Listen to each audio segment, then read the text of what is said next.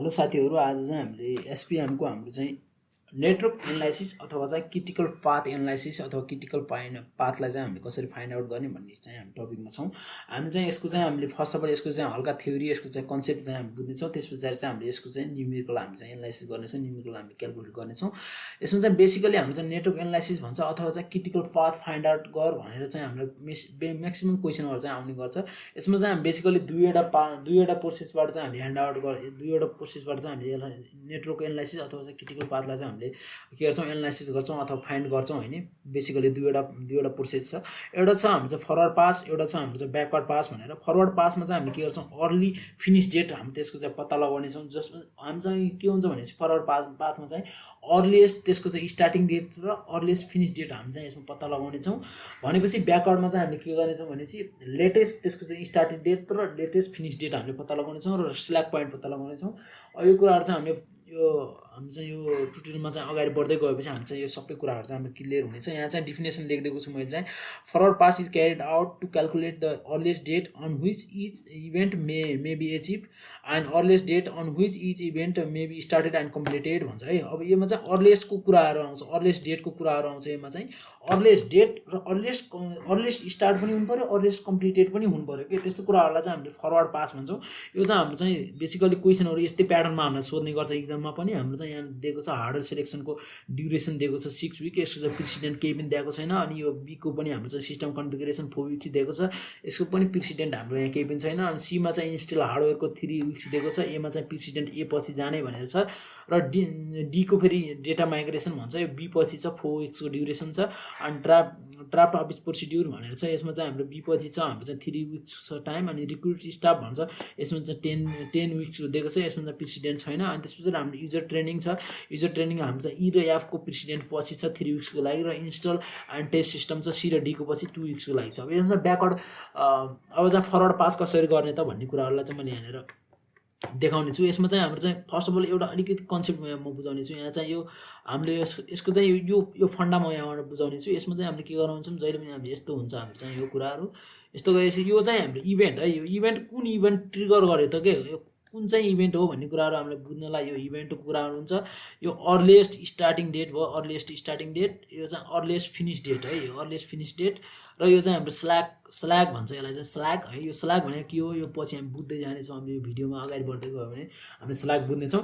त्यही फन्डालाई अहिले चाहिँ हामी स्ल्याकलाई मैले छोडेर स्ल्याकलाई र यो हामीले चाहिँ यो फिनिस डेटलाई अर्लिएस्ट फिनिस डेटलाई चाहिँ मैले छाडेर कम्प्लिट डेटलाई छाडेर अरू कुराहरूलाई चाहिँ मैले यहाँनिर फरवर्ड पासमा चाहिँ मैले यसलाई अगाडि बढाएको छु। जस्तो चाहिँ फर्स्टमा चाहिँ हामीले इनिसियलाइज गर्दा अथवा स्टार्ट गर्दाखेरि 0 र यसलाई चाहिँ इभेन्ट है, यो इभेन्ट हो। इभेन्ट चाहिँ मैले 1 राखेको छु र 0, यसको अर्ली स्टार्ट डेट 0 हो, किनभने यहाँ कुनै पनि प्रेसिडेन्ट दिइराखेको छैन भनेपछि यसको स्टार्टिङ डेट 0 हो। अब स्टार्टिङ डेट 0 हुँदाखेरि चाहिँ कुन कुन कुराहरू चल्छ त भन्दाखेरि चाहिँ यहाँ ए चल्ने भयो, किनभने यसको चाहिँ प्रेसिडेन्ट छैन, बी चल्ने भयो, यसको पनि प्रेसिडेन्ट छैन हैन। अनि त्यस पछाडि हाम्रो चाहिँ अर्को कुन एप चल्ने भयो, यसको पनि प्रेसिडेन्ट छैन। त्यही कुराहरूलाई चाहिँ मैले यहाँनिर स्टार्ट गरिदिएँ। यो 0 ठाउँमा मैले ए को केसमा गयो भने 6, बी को केसमा गयो भने 4 र एपको केसमा गयो भने 10 राखिदिएको छु है। एकदमै इजिली बुझौँ। अनि त्यस पछाडि फन्डा बुझ्यो भने एकदमै सजिलो हुनेछ।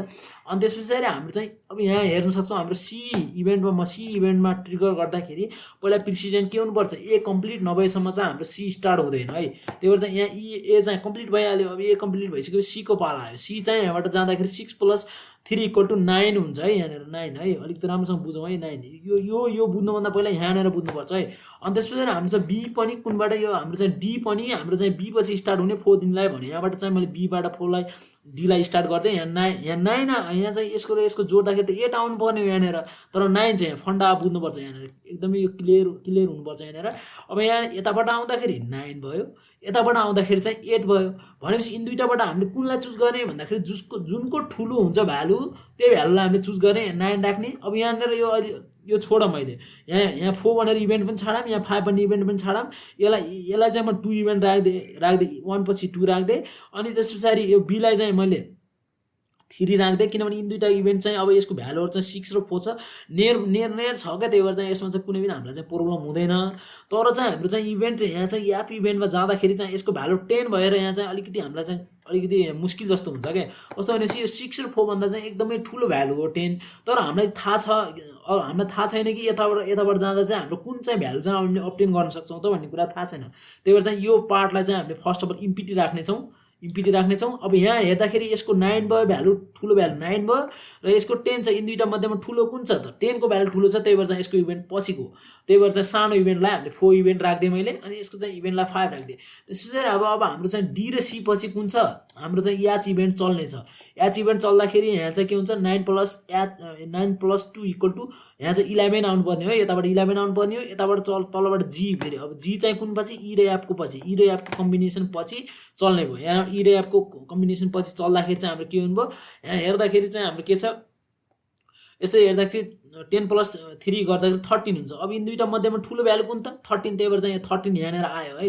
13 आइसकेपछि यसलाई चाहिँ हामी 6 इभेन्ट राखिदिउँ। यसरी चाहिँ हाम्रो फरवर्ड पास कम्प्लिट भयो। एकदम इजी छ, केही पनि गाह्रो छैन यसमा चाहिँ। यो माथि 2 के लेखेको, 3 के लेखेको, यो 4 5 कहाँबाट आयो भन्ने कुरा सोच्ने होइन। यो चाहिँ इभेन्टको नम्बर हो।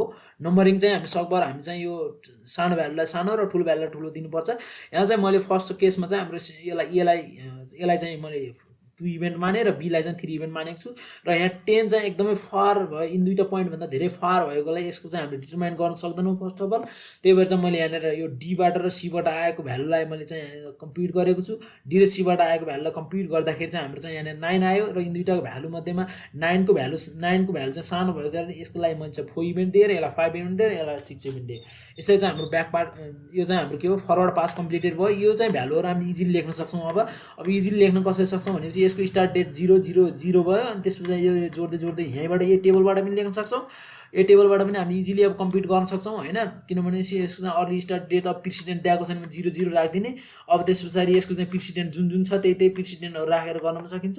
अब बेसिकली हाम्रो चाहिँ के गर्नुपर्ने हुन्छ? यो टेबल चाहिँ हामी जहिले पनि हामीले चाहिँ मेनली चाहिँ हामीले यो टेबल चाहिँ हामीले यही फिगरको अन्डरमा हामीले कन्स्ट्रक्सन गर्नुपर्ने छ, किनभने चाहिँ हाम्रो चाहिँ यहाँ के छ? ए को बी को र एफ को भ्यालु 0 छ। यहाँनिर अर्ली स्टार्ट डेट 0 छ होइन, अर्ली स्टार्ट डेट 0 छ। अनि त्यस पछाडि अब अर्काको, अनि ए को भ्यालु चाहिँ सी छ। पछि चाहिँ अब यहाँ के हुन्छ? अर्ली फिनिस डेट पनि हाम्रो 6 छ। अब यसको चाहिँ फिनिस डेट चाहिँ हामीले यिनी भ्यालुहरूलाई राख्दै जाने। ए को लागि 6, बी को लागि 4, एफ को लागि 10 है। मैले यहाँनिर हेर्न सक्छु, ए को लागि 6, बी को लागि 4 र एफ को लागि 10 हो। त्यस्तै अनि यहाँ चाहिँ अगाडि अब के छ? हाम्रो चाहिँ यो भ्यालुमा चाहिँ हाम्रो 9 छ होइन, यो लास्टको भ्यालुमा 13 छ, जुन चाहिँ याचबाट गएकोमा 13 र जीबाट गएकोमा पनि 13 छ होइन। त्यस्तै कुराहरूलाई चाहिँ हामीले यहाँबाट याचबाट गएको बेलामा 11 होइन। यो कसरी लेखेको भन्दाखेरि मैले यहाँ अलरेडी देखाइसकेको छु। 11 भयो, यताबाट जाँदा 11 छ, यताबाट जाँदाखेरि 13 छ। त्यही भ्यालुहरूलाई चाहिँ हामीले यसको फिनिस डेटहरूलाई यहाँ लेखेको हो। हामी चाहिँ इजिली लेख्न सक्छौँ, यो कुनै पनि गाह्रो छैन। अथवा यिन दुईटा अर्ली डेट, यसको चाहिँ अर्ली डेट पत्ता लगाइसकेपछि यिन दुईटालाई जोडेर यहाँ लेख्न सकिन्छ है। यसको फिनिस डेट 6 + 0 6, अनि त्यस पछाडि यस्तो 4 + 4 8, अनि यहाँ 10 + 0 10, 3 + 10 = 13 गरेर यसरी चाहिँ हामी लेख्न सक्छौँ, इजिली लेख्न सक्छौँ। अर्ली कुनै पनि गाह्रो कुरा छैन। अब ब्याकवर्ड पास भनेको के हो त? ब्याकवर्ड पास भनेको चाहिँ हामी पछाडिबाट हामी चाहिँ लेटेस्ट डेट र लेटेस्ट फिनिस डेट हामी पत्ता लगाउँदै हामी अगाडि बढ्नेलाई चाहिँ हामीले के भनिन्छ? ब्याकवर्ड पास भनिन्छ। अब जस्तो चाहिँ यो फिगरमा हेरौँ है, फिगरमा हेर्दाखेरि चाहिँ हामी अब यसको भ्यालुहरू चाहिँ अब पत्ता लगाउने कसरी त भन्ने कुराहरू छ। अनि यहाँ स्ल्यागको कुराहरू यस पछाडि मैले तल देखाउने छु। यहाँ चाहिँ के छ भने चाहिँ यो लास्टको यो फिनिस हो, यो है फिनिस हो। यहाँनिर यो चाहिँ स्टार्टिङ नोड हो है, स्टार्टिङ नोड हो, यो फिनिस नोड हो। अब यहाँ चाहिँ फिनिस कति छ? 13 मा आएर यसको अर्ली स्टार्टेड डेट छ भनेपछि यो फिनिस पनि 13 मै भयो है। यो चाहिँ 13 मै फिनिस भयो। 13 मै फिनिस भइसकेपछि के हुन्छ भनेपछि हाम्रो चाहिँ यो चाहिँ के हो? अर्ली फिनिस डेट भन्छ, अर्ली स्टार्ट डेट हो, अगाडिको अर्ली स्टार्ट डेट हो। मैले चाहिँ जुन पनि यो फन्डामा सिकाएको थिएँ यहाँनिर स्ल्याग भ्यालुको यसरी दिएर इभेन्ट नम्बर, यो चाहिँ अर्ली स्टार्ट, अर्ली फिनिस, अनि त्यसपछि यो स्ल्याग, अनि यो इभेन्ट भनेको थिएँ। त्यही प्रोसेसरमा जाँदाखेरि चाहिँ यसको इन्डिङ चाहिँ यो जुन पनि लास्टको भ्यालु आएको हुन्छ फरवर्ड पासबाट, त्यही भ्यालुलाई पछाडि लेख्ने 13 र यो 13 भनेको चाहिँ यसको लागि के भयो? फिनिस डेट भयो, अर्ली फिनिस डेट भयो, अर्ली कम्प्लिसन डेट भयो होइन। त्यस पछाडि यहाँबाट यसबाट यो भ्यालु घटाउने, जुन पनि जीको भ्यालु घटाउने यहाँनिर लेख्ने है। यो 10 भयो। यहाँबाट पनि यो 13 बाट यो 2 भ्यालु घटाउने, यहाँ 11 लेख्ने। अब यो 11 बाट 3 घटाउने, यहाँ लेख्ने।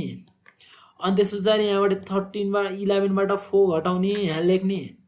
अनि त्यस पछाडि यो 10 बाट 3 घटाउने, यहाँ लेख्ने। अनि त्यस पछाडि यो 10 बाट हाम्रो चाहिँ यो 10 बाट यो 10 घटाउने, यहाँ 0 लेख्ने।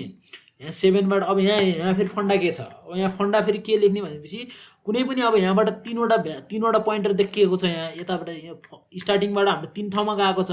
अब यिन 3 ठाउँबाट जाँदाखेरि चाहिँ हामीले कुन भ्यालुलाई चाहिँ अब पुट गर्ने त? अब हामीले त्यहाँ कुन भ्यालुलाई पुट गर्दा चाहिँ हामीलाई चाहिँ एप्रोप्रिएट होला त भन्दाखेरि चाहिँ के हुन्छ भनेपछि यहाँनिर चाहिँ जुन पनि सानो भ्यालु छ त्यसलाई पुट गर्ने। जस्तो मैले यहाँनिर अलिकति यहाँनिर भन्दाखेरि चाहिँ अलिकति मैले केही इरर भनेको छु होला। जस्तो चाहिँ यहाँ 11 छ, 11 माइनस 4 गर्दाखेरि चाहिँ 7 भयो, ठिक छ। यहाँ पनि 10 माइनस 3 गर्दाखेरि पनि यो 7 चाहिँ एकदमै ठिक रहेछ, मैले ठिकै भनिराखेको रहेछु। तर यहाँनिर आउँदाखेरि फन्डा के हुन्छ भनेपछि यो 8 बाट 6 घटाउँदाखेरि 2 आउँछ, यहाँ फेरि 7 बाट 4 घटाउँदाखेरि 3 आउँछ, तर हाम्रो चाहिँ यो 10 बाट 10 घटाउँदा 0 आउँछ। अब कुन भ्यालुलाई हामीले चुज गर्ने त भन्दाखेरि चाहिँ यिनीमध्येमा सबभन्दा सानो भ्यालुलाई हामीले चुज गर्नुपर्ने हुन्छ, जुन चाहिँ यहाँनिर 0 छ। अब बुझौँ है फन्डा के छ भनेपछि हाम्रो चाहिँ के हुन्छ, फरवर्ड पासमा हामी चाहिँ सबभन्दा ठुलो भ्यालुहरूलाई राख्दै राख्दै जान्छौँ भनेपछि ब्याकवर्ड पासमा आउँदाखेरि चाहिँ हामी सानो भ्यालुहरूलाई पुट गर्दै गर्दै गर्दै अगाडि बढ्छौँ है। यही नै यो फन्डा यसको। अब हाम्रो पालो आउँछ स्ल्यागको। अब यो चाहिँ हामी यहाँनिर लेख्न त एकदम इजिली हामी लेख्न सक्छौँ, यसमा कुनै पनि छैन है, यसमा चाहिँ एकदमै इजिली हामी लेख्न सक्नेछौँ। जस्तो चाहिँ हाम्रो के छ भनेपछि अब यो त हाम्रो भइहाल्यो। अब यसको चाहिँ हाम्रो के छ, हाम्रो चाहिँ एमा हामी कुन भ्यालुबाट आउन सक्छौँ भन्ने कुरा हुन्छ कि। जुन चाहिँ ए को भ्यालुमा आउँदाखेरि फन्डा यहाँ 8 थियो, अब 8 बाट 6 घटाउँदा 2 हुन्छ, त्यही 2 यहाँ अगाडि लेखिन्छ भनेपछि 8 यहाँ लेखिन्छ। अब यहाँ अर्को चाहिँ बी को केसमा हेर्दाखेरि एउटा 7 छ, 7 बाट 4 घटाउँदाखेरि कति हुन्छ, 3 बच्छ, 3 यता लेखिन्छ भनेपछि यहाँ 7 यता लेखिन्छ है, एकदम इजी छ। 11 अब यहाँ मैले सी को केस गर्थेँ है, सी को केसमा के छ भनेपछि सी को केस कहाँ छ भनेपछि सी यहाँनिर छ। सी को केसमा के छ, यहाँ 11 यता हुन्छ, 11 बाट यो 3 घटाएर कति हुन्छ, 8 यता हुन्छ, 11 र 8 भनेर हुन्छ। यहाँनिर 11 भयो, यहाँनिर 11 भयो, यहाँनिर 8 भयो। त्यस्तै गरी यहाँ लास्टको मैले याजको केस हेर्दाखेरि के छ, याजको चाहिँ हाम्रो के छ, लास्टमा चाहिँ हाम्रो के छ 13 छ। 13 बाट हाम्रो चाहिँ 2 घटाएर 11 लेख्दियो यहाँनिर, यता यहाँ 11, यसरी चाहिँ हामी लेख्न सक्छौँ, एकदम इजी छ, कुनै पनि गाह्रो छैन। अब हाम्रो चाहिँ कुरा आउँछौँ कसरी चाहिँ हामीले क्रिटिकल पाथलाई हामीले आइडेन्टिफाई गर्ने त भन्ने कुरा हो। क्रिटिकल पाथ आइडेन्टिफाई गर्नलाई स्ल्याग भ्यालु पत्ता लगाउनुपर्छ। स्ल्याग भ्यालु भनेको के हो त भन्दाखेरि स्ल्याग भ्यालु भनेको एकदमै इजी छ। स्ल्याग भ्यालु पत्ता लगाउनलाई यो लास्टको भ्यालुले यतापट्टिको भ्यालुलाई घटाउने र यहाँ लेख्ने है। जुन चाहिँ 13 माइनस 13 इक्वल टु 0। अब यसको केसमा 10 माइनस 10 0। अब यो फन्डामा हेर्नु पर्दाखेरि 11 माइनस 2 11 माइनस 9 इक्वल टु 2। अब यो हेर्न सक्छौँ यहाँ 8 माइनस 6 2। यो यसरी भ्यालु हामी कम्प्युट गर्न सक्छौँ एकदम इजिली हैन। यसको चाहिँ स्ल्याग भ्यालुलाई पत्ता लगाउनलाई के भनेर भनेपछि अर्लिएस्ट फिनिस अथवा earliest completion minus earliest start गरिदिने हो भनेपछि त्यसको स्ल्याग भ्यालु आउँछ। स्ल्याग भ्यालु आउँछ है, यो भनेको चाहिँ स्ल्याग भ्यालु हो, स्ल्याग। अब चाहिँ हाम्रो क्रिटिकल पाथ पत्ता लगाउने मैले एकदमै इजी भनिदिन्छु। क्रिटिकल पाथ कसरी पत्ता लगाउने, क्रिटिकल पाथ पत्ता लगाउने यो फरवर्ड पास र ब्याकवर्ड पास गरिसकेपछि स्ल्याग पत्ता लगाउने। स्ल्याग पत्ता लगाइसकेपछि हाम्रो क्रिटिकल पाथ पत्ता लगाउनुपर्छ। जुन पनि स्ल्याग 0 आएका पोइन्टरहरू छन् तिनलाई जोड्दै जाने है। हाम्रो यहाँ 0 आएको एउटा चाहिँ यो फर्स्ट स्टार्ट नोड भयो, एउटा यापको र यहाँनिर लास्टको यो चाहिँ हाम्रो फिनिसको कुराहरू छ भनेपछि यसबाट हामी चाहिँ क्रिटिकल पाथ पत्ता लगाउन के गर्नुपर्ने छ, क्रिटिकल पाथ भनेको चाहिँ सबभन्दा यो 0 पोइन्टर भएको 0 स्ल्याग भएको स्टार्टिङ नोडबाट कहाँ गयो, यापमा गयो, स्टार्टिङ नोडबाट यापमा गइसकेपछि यहाँनिर कहाँ गयो, यो लास्टको फिनिसमा गयो, यापमा गयो, यापबाट चाहिँ यो फिनिस, यसलाई फिनिस भनौँ। अब यसलाई फिनिस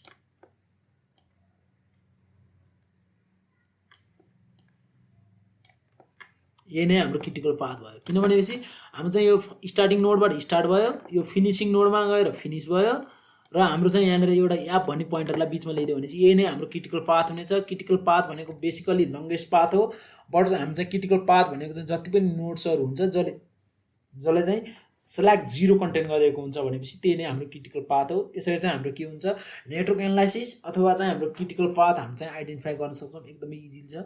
यसमा चाहिँ म यसको चाहिँ कन्क्लुजन भनिदिन्छु। फर्स्ट अफ अल हामीले फरवर्ड पास पत्ता लगाउने, त्यस पछाडि ब्याकवर्ड पास पत्ता लगाउने, त्यस पछाडि स्ल्याग पोइन्टर पत्ता लगाउने। स्ल्याग पोइन्टर पत्ता लगाइसकेपछि जति पनि स्ल्याग पोइन्टर 0 आएको भ्यालुहरू छन् तिनलाई चाहिँ हामीले के गरेर जोडेर चाहिँ हामीले के गर्छौँ, क्रिटिकल पाथ चाहिँ हामीले पत्ता लगाउन सक्छौँ। Thank you.